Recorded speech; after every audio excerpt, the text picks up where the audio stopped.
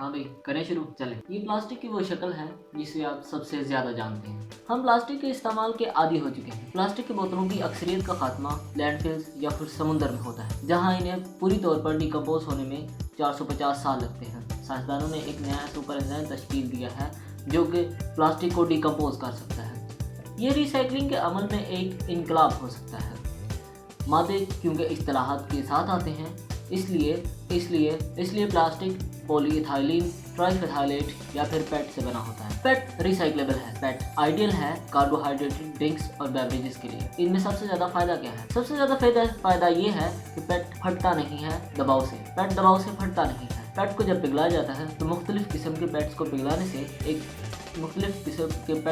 से ग्रे यानी कि सुरमई या फिर ब्लैक यानी कि स्याह रंग का पेट पैदा होता है, और ये पायदार नहीं होता, और ये कस्टमर्स के लिए भी कुछ खास पसंदीदा नहीं होता।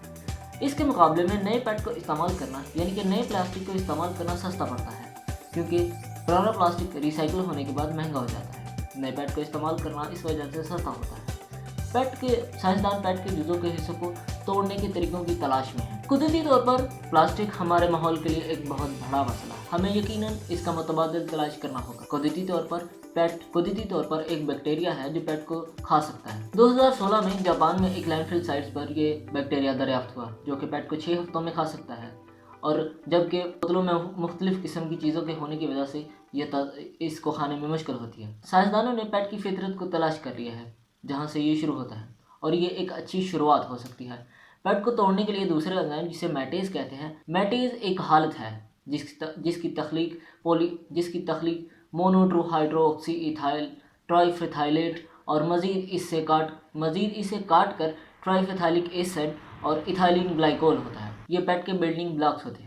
मैटेज और मैटेज को एक साथ इस्तेमाल करने से ये दो गुना तेज़ी से पेट को खा सकता है। असल फ़ायदा तब होगा जब मैटेज और पैटेज को एक साथ इस्तेमाल किया जाएगा, जैसे कि ये सही तौर पर एक दूसरे के तालमेल के साथ हैं। पैटेज और मैटेज का एक साथ इस्तेमाल ऐसे किया जाए जैसे कि ये इन दोनों का एक सही तालमेल हो। इसका असल फ़ायदा तब ही होगा। तो सवाल यह है कि बैक्टीरिया खुद ऐसा क्यों नहीं कर सकता? अगर बैक्टीरिया है तो वो खुद ऐसा क्यों नहीं कर रहा कि वो प्लास्टिक को डिकम्पोज करे, खुद ब खुद करे, और इतनी तेज़ी से करे कि दुनिया में प्लास्टिक ना होने से मुराद ये नहीं कि वो बिल्कुल ख़त्म हो जाए। ना होने से मुराद ये है कि एक साइकिल में आ जाए, जैसे कि फूड चेन हो। पैटेज और मैटेज एक साथ इस्तेमाल करें तो ये 2 गुना तेज़ी से प्लास्टिक को डिकम्पोज कर सकते हैं। मैटेज इतनी छोटी मशीनरी के लिए बहुत बड़ा है। सादा अल्फाज में सुपर एंजाइम इतनी छोटी मशीनरी के लिए बहुत बड़ा है। अगर हम प्लास्टिक को दुनिया से ख़त्म करना चाहते हैं तो हमें इसको डिकम्पोज करने के तरीकों को तेज़ करना होगा, और हमें बेहतर रिसाइकलिंग के अमल को भी बनाना होगा, क्योंकि ये बहुत ज़रूरी है। प्लास्टिक बेशक हमारे माहौल के लिए एक बहुत बड़ा मसला है। अगर हम दुनिया से प्लास्टिक को ख़त्म करे जा रहे हैं तो हमें रिसाइकलिंग के बेहतर अमल को अपनाना होगा, और हमें नए तरीके अपनाने होंगे। हमें नए चीज़ें तैयार करनी होगी हमें रिसाइकलिंग में नए तरीक़ों की दरियाफ्त करनी होगी। अगर कभी ऐसा हो भी जाए कि बैक्टीरिया कमर्शलाइज तरीके पर आ भी जाए तो इसको आने में काफ़ी वक्त लगेगा, और अगर ये आ भी जाता है और ये काम करता भी है तो एक बड़ा हिस्सा होगा जो कि काफ़ी नहीं।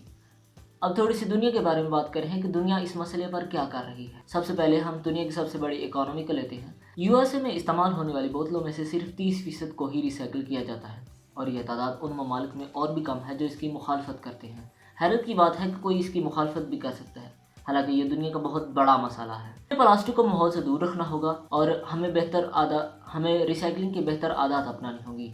रिसाइकलिंग का इस्तेमाल इस बात से काफ़ी नहीं हो जाता कि आप जो इस्तेमाल कर रहे हैं वो प्लास्टिक रिसाइकलेबल है।